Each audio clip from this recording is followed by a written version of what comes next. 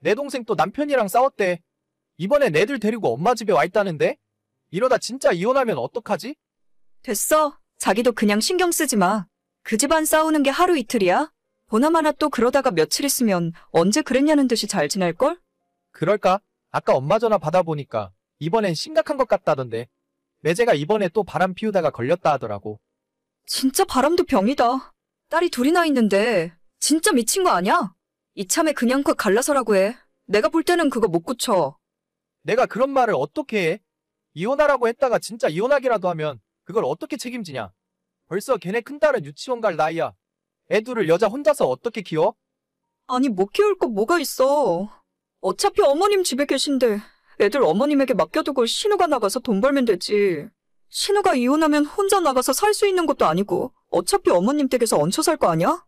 그러기야 할 테지만 그래도 자기 일은 자기가 알아서 하겠지. 괜히 내가 오지랖 넓게 나서고 싶지 않아. 그럼 그냥 가만히 있어봐. 그 두 사람 얼마 안 있으면 또 좋다고 난리칠걸? 그게 맞는 건지 모르겠다 이젠. 저는 남편과 맞벌이를 하고 있는 30대 후반의 여자입니다. 결혼 5년 차인데 3살 아들 하나 키우고 있어요.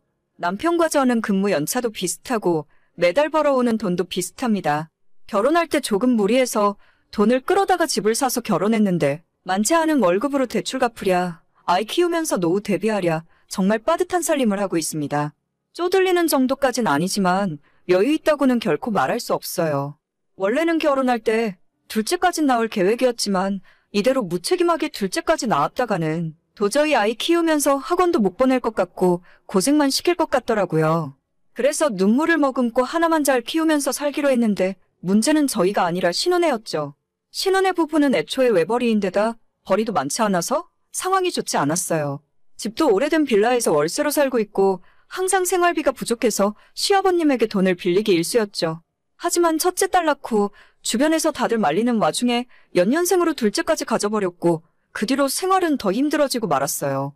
첫째를 어느 정도 키워놓고 신우가 다시 일을 해서 돈을 벌었어야 했는데 둘째를 낳은 시점에서 그 집 살림은 아예 가망이 없어졌어요. 외벌이로 생활은 맨날 적자였고 신우 남편도 집안에 정을 못 붙이고 밖으로만 돌더라고요. 자기 남편이 그 모양이면 신우라도 아이들을 위해 정신 똑바로 차리고 살아야 할 텐데 사실 신우도 마찬가지였습니다. 지금까지 제대로 된 직장에서 일을 해본 적도 없고 결혼하기 전까지 시부모님 댁에 얹혀 살면서 가끔 아르바이트나 하며 지내왔어요. 술집에서 즉석으로 만난 남자와 사귀는 중에 뱃속에 아이가 생겨서 급하게 결혼을 하게 됐고 엄마가 될 준비가 전혀 안 된 상황이었죠. 하루가 멀다 하고 시부모님이나 우리 남편에게 전화를 걸어서 본인 남편 용을 보고 돈 없어서 살기 힘들다며 우는 일이 다반사였습니다. 그래도 아무리 싸우고 헤어질 것처럼 하다가도 며칠 지나면 다시 화해하고 살고 있길래 그냥 저 집은 저렇게 사는가 보다 하고 있었는데 결국 올해 초 고비를 넘기지 못했어요. 내 동생 결국 이혼한다더라. 진짜 걔는 이제 어쩌려고 그러지? 애는 그럼 누가 키운대? 동생이 키우지 누가 키워? 외제 쪽은 벌써 다른 여자랑 바람난 상황인데 잘도 애를 데려가려 하겠다. 아니 그럼 고소라도 해야 하는 거 아니야? 어떻게 딸이 둘이나 있는데 다른 여자랑 바람을 피워? 그게 사람이야? 아 몰라. 걔네 지질이 가진 것도 없어서 재산 분할할 것도 없어. 위자료 좀 받고 양육비 얼마씩 받을 거라 하던데 그 양아치 같은 놈이 제때 잘 보내주려나 모르겠다. 일단 아버님 댁 들어가서 살면 생활비 걱정은 안 해도 되는 거 아니야? 둘째 조금만 크면 어머님한테 아이 봐달라 하고 신우도 나가서 일하라고 해야지. 우리 아빠 야간 경비하면서 버는 돈으로는 내 동생이랑 애 둘까지 못 키우지. 부모님 노후도 생각해야 하는데 걔는 진짜 어쩔 생각인지 모르겠네. 생각해보니 그것도 그렇네. 진짜 머리 아프다. 신우가 나가서 일하는 수밖에 없어. 당신이 이야기 잘해봐. 걔가 할 수 있는 일이 있기나 할지 모르겠다. 아무튼 알겠어. 엄마한테 또 전화 온다. 엄마는 자꾸 울기만 하는데 진짜 머리 아프네. 당신이 잘 달래드려. 결국 진짜로 이혼해버린 신우는 딸 둘을 데리고 시부모님 집으로 들어갔어요. 집 구할 돈도 없고 위자료로 얼마 받긴 했다고 들었는데 아이 키우면서 살만한 집을 구하기에는 터무니없이 적은 돈이었죠. 양육비를 매달 받기로 했다는데 결혼 생활 막판에는 밖에서 바람 피우느라 생활비도 제대로 안 가져다 준 사람이 양육비라고 제때 보내겠어요? 신우가 현실 감각이 없어도 너무 없는 사람이구나 싶더라고요. 아무튼 벌써 몇 달째 시댁에서 신우가 살고 있는데 당연히 양육비는 거의 받은 적이 없답니다. 전화를 몇 번씩이나 해야 5만 원, 10만 원, 이런 식으로 보낸다고 들었어요. 그게 사람 놀리는 거지. 제대로 된 애 아빠의 행동인가요? 시부모님들도 어쩔 수 없는 상황이니 신우와 손녀딸들을 집에 품어주긴 하셨는데 아까 남편이랑 이야기했다시피 그쪽도 사정이 막막하긴 마찬가지였죠. 결국 참다 못한 시어머니가 저희 남편에게 매달 얼마씩이라도 보내달라고 요청하셨는데 우리도 여유는 없었지만 차마 거절하긴 힘들더라고요. 남편이 본인 용돈에서 매달 얼마씩 시댁으로 보내기 시작했는데 저는 이 상황 자체가 못마땅하고 속상했지만 어쩔 수 없었죠. 당장 신우가 나가서 돈 벌어오면 좋겠는데 일자리 구하는 중이라며 그때까지만 도와달라고 해서 남편 용돈 40만 원에서 20만 원을 보냈고 저도 제 용돈에서 10만 원을 보태서 30만 원씩 어머님께 보내드리고 있었습니다. 저도 왜 이 돈을 보내야 하는지 이해가 잘 안 가지만 시댁 잘못된 죄라 생각하고 참았어요. 그런데 얼마 전 시어머니에게서 뜻밖의 연락을 받게 되었습니다. 애미야, 매번 너희가 돈 보내주는 거 잘 받고 있다. 너희들 아니었으면 큰일 날 뻔했어. 아니에요. 그나저나 아가씨는 이제 좀 어때요? 아직도 많이 안 좋아요. 말도 마라. 맨날 술만 먹고 새벽에 놀고 불고. 딸린 애도 둘이나 있으면서 언제까지 저러고 있으려는 건지. 진짜 어머님이 고생이 많으시겠어요. 저희가 여유라도 좀 있었다면 좋았을 텐데. 아버님은 건강히 잘 계시죠? 아, 그게 말이다. 니네의 시애비가 이번 달이면 일을 그만두거든. 당장 집에 입이 몇 갠데 어쩌라는 건지 모르겠다. 아버님이요? 거기 정년이 있는 것도 아닌데 갑자기 왜? 이번에 그 건물 관리 업체가 바뀐다나 봐. 기존에 일하던 사람들한테 한마디 상의도 없이 다 나가라고 한다더라. 다른 일자리 구해보고 있긴 한데 저 양반도 내일 모레면 칠순이야. 아파트 경비도 잘 안 써주려고 하더라. 갑자기 그러는 게 어디 있어요? 그래서 말인데 너희들이 보내주는 돈을 당분간 늘려줄 수 없을까? 우리 연금 나오는 거랑 계산해보니까 너희들이 100만 원 정도만 보내주면 아쉬운 대로 목구멍에 풀칠은 할 수 있을 것 같은데. 100만 원이나요? 아시잖아요, 어머님. 저희도 대출 갖고 나면 살림 빠듯한 거. 10만 원 정도 더 보내드리는 거면 몰라도 100만 원은 도저히 무리예요. 그럼 어쩌니? 우리 가족 다 굶어 죽으라는 거냐? 너네 돈 관리는 너가 다 알아서 하고 있다면서? 둘이 버는데 뭐가 그렇게 맨날 돈이 없어? 저희가 벌어봤자 얼마나 번다고요.